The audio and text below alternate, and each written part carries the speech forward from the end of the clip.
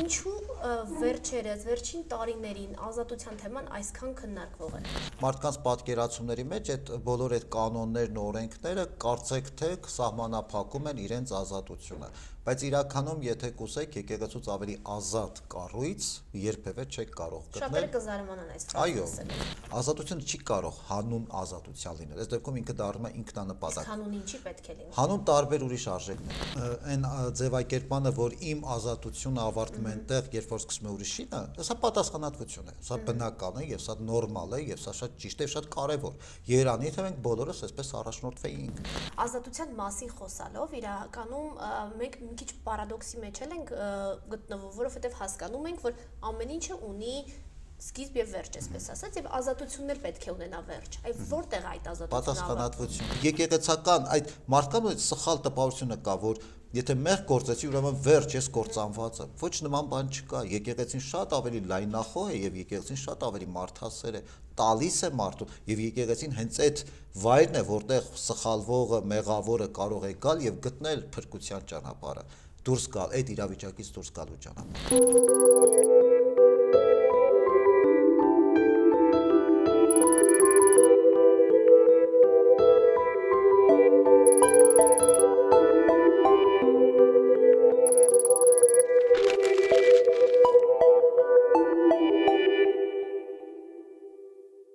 Բարև ձեզ, Թեմ TV-ի եթերում 301+ հաղորդաշարն է, այս շաբաթվա հաղորդավարը ես եմ Այլիտա Չլենգարյանը։ Այսօր մենք զրուցելու ենք Տեր Եսայի Քահանա Արթենյանի հետ մի շատ հետաքրքիր թեմայի մասին՝ ազատություն։ Հասկանում եմ, որ ժամանակը երևի թե քիչ է այս թեման ամբողջությամբ քննարկելու համար, բայց մինչև բուն թեմային հանձնելը ես նկատել եմ, որ վերջերս շատ են խոսում ազատության մասին, եւ հենց դրա համար էլ ընտրել եմ այս թեման։ Այդ ձեր կարծիքով ինչու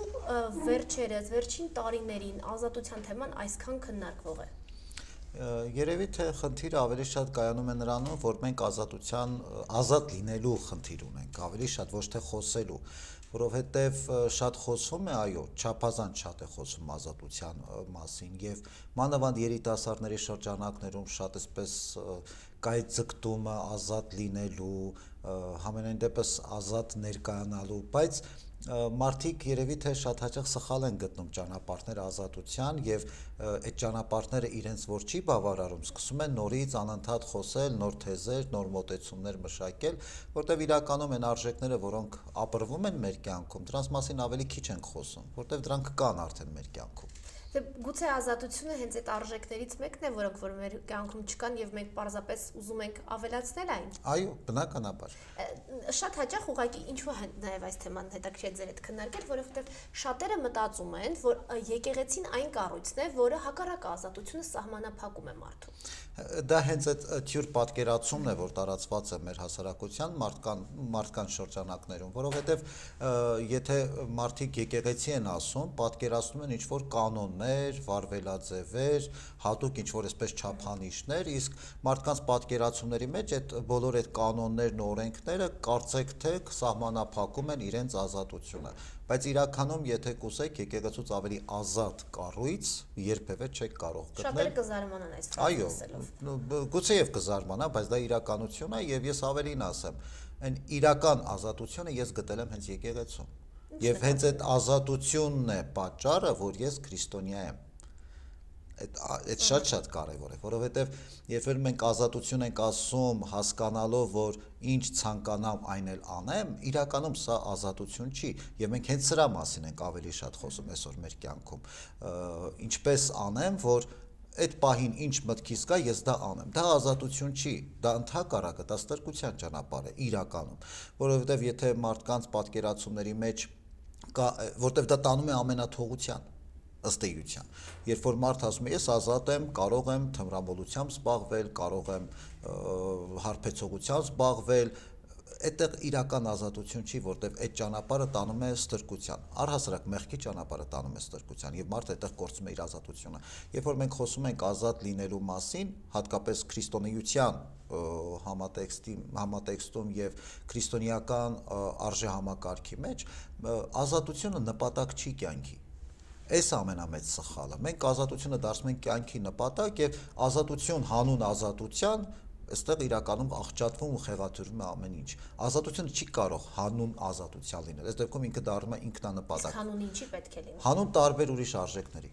ցանկացած որևէ մեկ ուրիշ արժեքի։ Ազատությունը միջոց է, ոչ թե նպատակ։ Ինքնարտահայտման, փրկության ճանապարհին հասնելու, մեր կյանքում մեր մարդկային կյանքի ընթացքում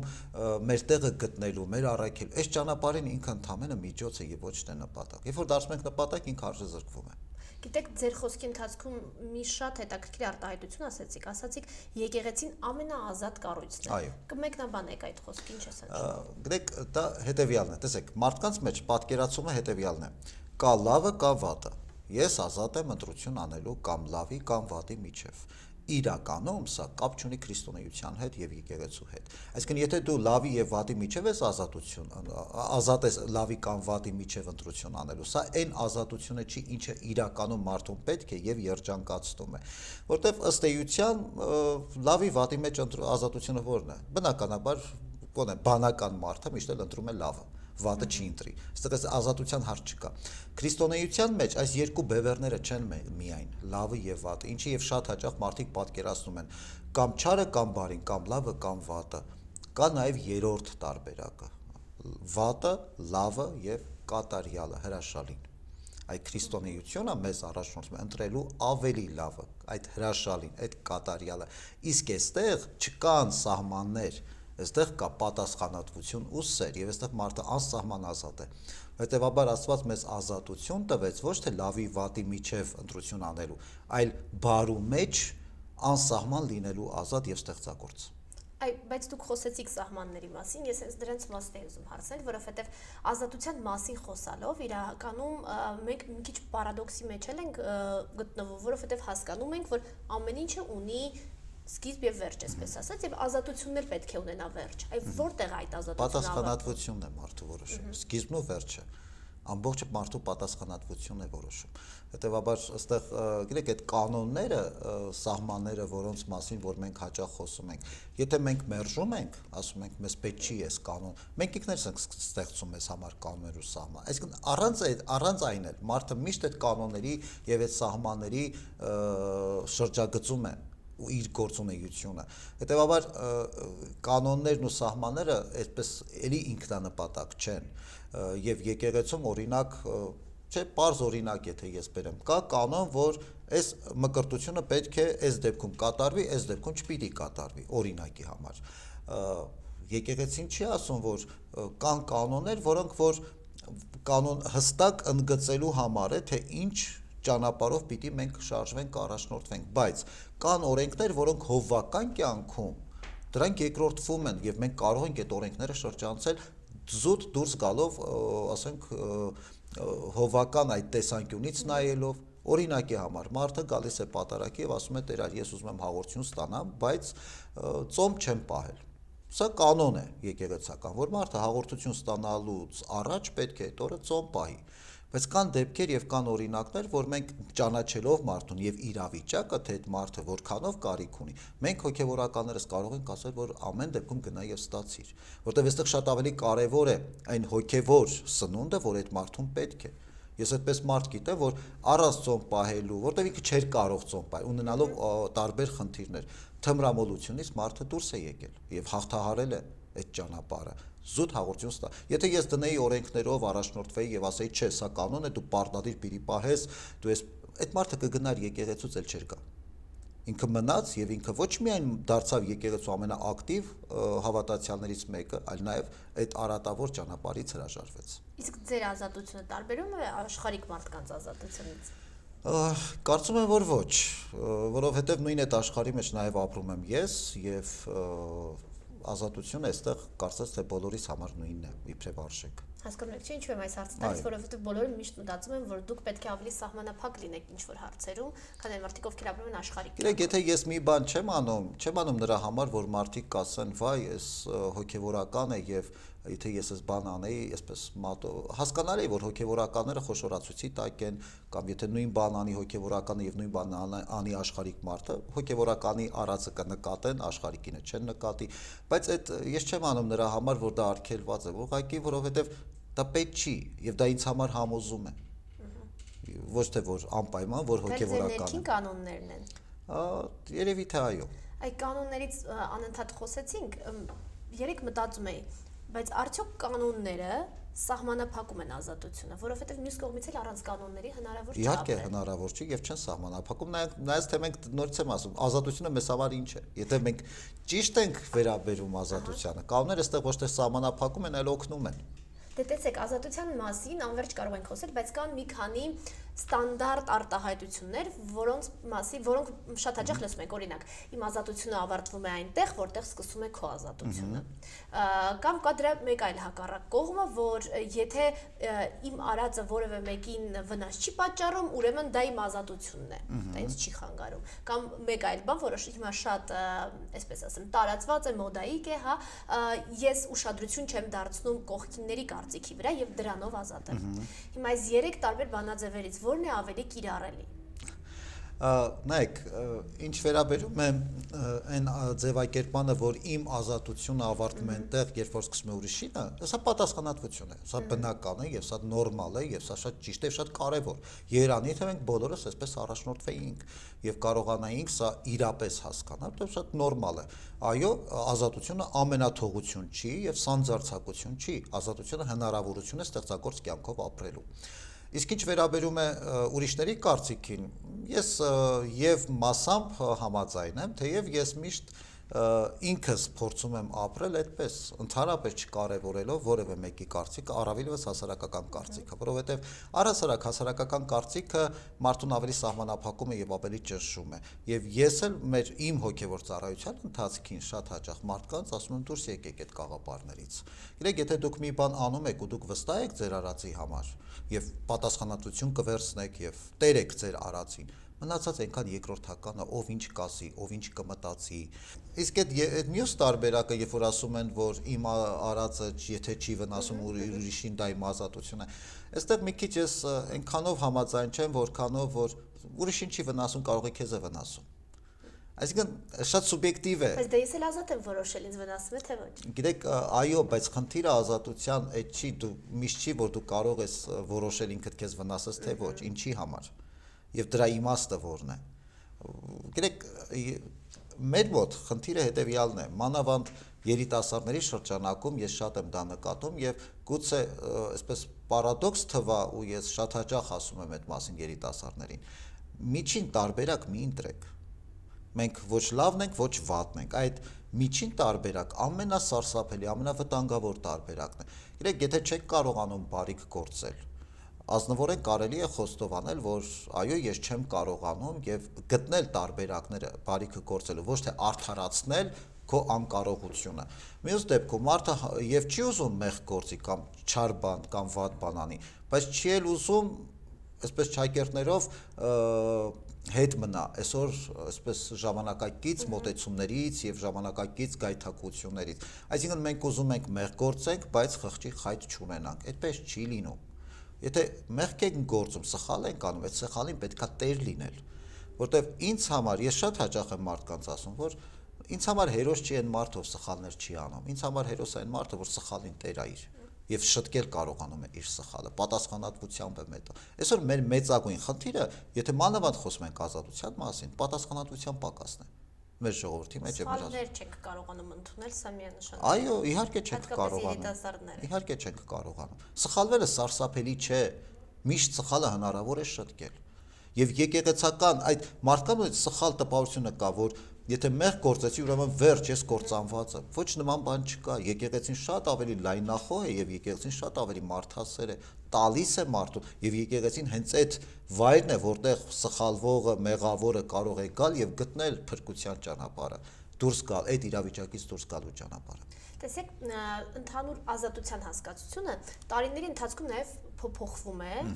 կախված աշխարհում տեղի ունեցող իրադարձություններից, մեր ապրած կյանքից եւ այսպես տրանսֆորմացիաներ է ապրում։ Նույն ազատությունասրով այն ինչ հասկանում էին 100 տարի առաջ մի բան է, հիմա այլ բան է, վաղ ուրիշ բան է լինելու։ Արդյոք այս տրանսֆորմացիաները ապրել ենք նաեւ եկեղեցու դեպքում, այսինքն այն ազատությունը, որը հասկանում է եկեղեցին ասելով։ Դա ոնց եղել այդպես մնացել է։ Այստեղ ոչ մի փոփոխություն չի եղել։ Սկզբունքային, 2000 տարի։ այո, սկզբունքային որևէ փոփոխություն չի եղել։ Կոնկրետ խոսքս հայ եկեղեցու, հայ առաքելական եկեղեցու մասին է։ Այստեղ ինչպիսին եղել է վերաբերմունքը հայ եկեղեցու ազատության նկատմամբ դարեր առաջ, այդպիսին նույնն է նաև այսօր։ Չկան այդպես կաղապարված, գիտեք, եկեղեցում ամենակարևոր սկզբունքը, որ անխախտ է, կան որոշ բաներ, որոնք անխախտ են, դա դոգմաներն են մեր։ Աստծո էյության հարցը, Սուրբ Երրորդության խորհուրդը, սրանք անխախտ են, կան օրենքներ, որոնք մեզանից բարձր են, մենք դա չենք կարող շրջանցել։ Բայց այն օրենքները, որոնք կանոնակարգում են մեր առօրյա կենցաղավարությունը նաև եկեղեցում եւ հոգեվոր կյանքում, դրանք առաջնահերթություններ են այնքանով, որքանով դա ծառայում է մարդու հոգու փրկությանը։ Եթե դա պետք է խանգարի մարդուն, իհարկե այդ օրենքները չեն կարող գործել։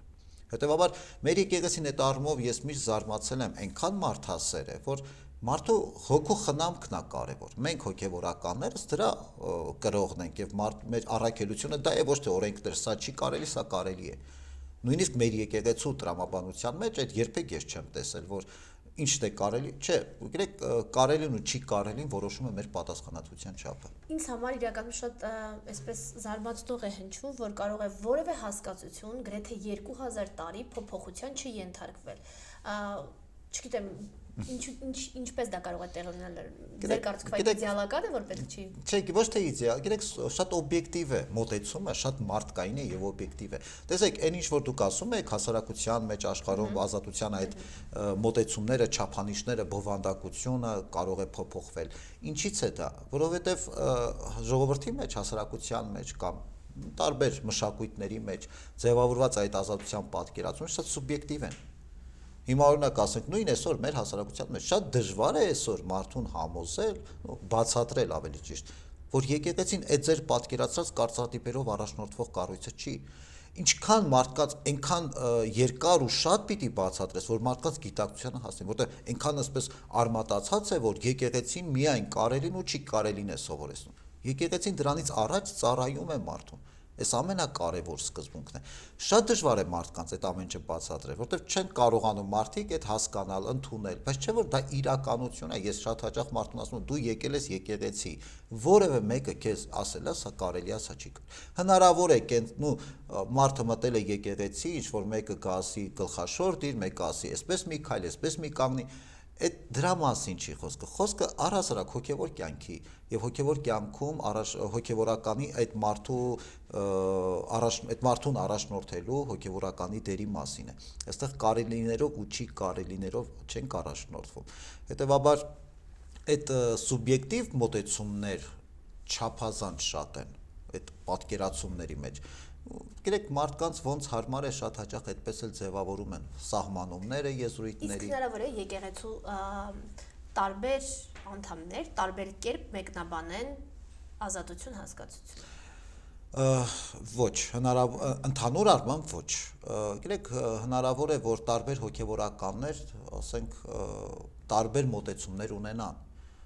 ոչ թե կանոնների հետ կապված, այլ այդ մարդու հոգու խնամքի հետ կապված։ Մի հոգևորական, ասենք, մի քիչ ավելի խիստ հայացքներ ունենա,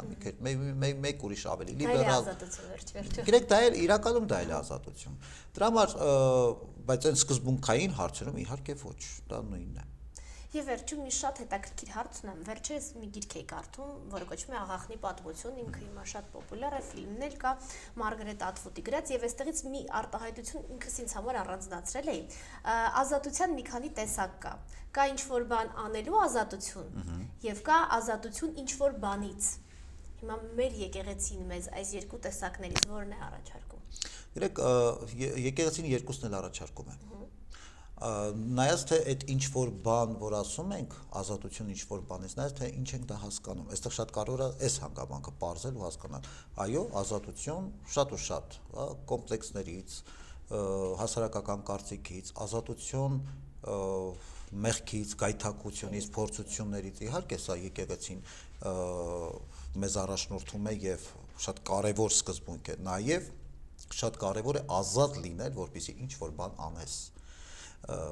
ինչ որ լավ բան ան, հենց էս է, ինչը ես նաեւ իմ խոսքի սկզբում ասեցի, այս ստեղծագործ կյանքով ապրելու համար լավագույն միջոցը եւ պայմանը ազատությունն է։ Ճիշտ եմ հասկանում, որ եկեղեցին որպես այդպեսին մեզ տալիս է այո ազատություն ինչ որ բանից եւ ես իրականում երբ ինքս մտածում էի շատ ավելի շատ այսպես կողմեր գտա եկեղեցու միջոցով ինչ որ բանից ազատ լինելու, քան որ եկեղեցին տալիս է ինչ որ բան անելու ազատություն, որովհետև այս դեպքում դուք խոսում եք ավելի շատ բարին անելու ազատության մասին, եւ միևնույն ժամանակ եկեղեցին մեզ սահմանափակում է, այսպես ասած, չարը անելու ազատության մեջ։ Եկեղեցին ոչ թե սահմանափակում է չարը անելու այդ ազատության մեջ, այլ եկեղեցին պարզապես ասում է, որ այդ չարը քեզ իրականում ազատությունից զրկում է, ոչ թե արգելում է։ Իրեք որևէ մեկս, որևէ մարդու հետևից այսպես ամբողջ օրը չենք վազում, որ հանկարծ մեղք չկործես։ Մենք եթե նույնիսկ մարդը սխալվել, եկեղեցին պատրաստ է այդ մարդուն ընդունելու իր սխալներով եւ օգնելու, որպեսզի հաղթարի, բայց մարդը այդ գիտակցությանը պիտի գա, ստիպելով որևէ մեկին ոչ դարձի ես բերելու, ոչ էլ փրկության ճանապարհին ենք կանգնեցնելու։ Այս շատ կարեւոր է։ Տեսեք, ծնող երեխա հարաբերությունը ինչպես է։ Այդտեղ ազատության մասին չի խոսում, ավելի եթե կա սեր։ Ուղղակի եթե կա սեր, այն սերը, որը առանց եթեներին է, առանց ապաների, ծնողը ոնց է իր երեխային սիրում։ Այստեղ եւ այդ պատասխանատվությունը, եւ այդ ազատությունը, փոխադարձ հարաբերություններում պահանջվող այդ բոլոր արժեքները, գիտեք, այնքան երկրորդական են դառնում։ Այդ ամենը իմաստավորվում է սիրով։ Այն նույնն էլ եկեղեցում մարդ եւ Աստված հարաբերությունը հենց դրա ամենակատարյալ դրսեւորումն է։ Եթե մենք սիրում ենք, եթե մենք ապրում ենք այդ սիրո մեջ, այո, մենք կարող ենք թերանալ, մենք մարդիկ, ինչպես երեխան կարող է սխալներ թույլ տալ, բայց ծնողը միևնույն է իր կյանքը պատրաստ է տալու իր երեխայի համար եւ երբեք ազատությունը չսահմանափակելու։ Իհարկե մենք տալիս ենք ազատություն մեր երեխաներին, բայց նաեւ պատասխանատվություն ենք վերցնում այդ ազատության համար։ Այստեղ մեզ համար շատ կարեւոր է թե մեր երեխան ինչ կանի եւ ոչ թե ինչ չի անի։ Շնորհակալություն հետաքրքիր զրույցի համար։ Ես ամենակարևոր բանը եւս մեկ անգամ ինձ համար հասկացա, որ ազատություն եւ պատասխանատվություն հասկացությունները այսպես ձեռք ձեռքի կողք են միշտ իրար, դրանից խուսափել չլինի։ Շնորհակալություն։ Եթերում 301+ հաղորդաշարներ, կհանդիպենք հաջորդ շաբաթ։